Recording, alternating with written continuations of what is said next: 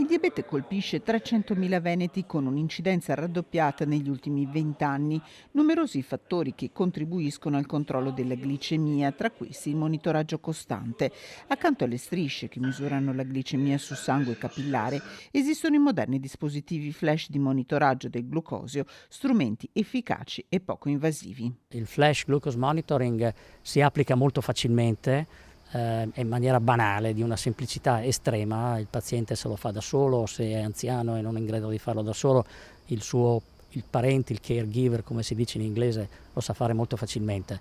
Un sensore può rimanere allocato per un paio di settimane e si fa un passaggio 4, 5, 6, 8, 10 volte al giorno, più volte nella giornata, per scaricare i dati che vengono poi messi a disposizione. Il paziente vede come stanno andando le cose, il medico vedrà come sono andate le cose quando gli porterà i dati. In Italia questa tecnologia è rimborsata solo a un numero ristretto di pazienti, con differenze da regione a regione. In Veneto, a differenza della vicina Lombardia ad esempio, l'FGM è rimborsato solo ai pazienti diabetici di tipo 1 e ai diabetici di tipo 2 in trattamento con terapia insulinica multiiniettiva.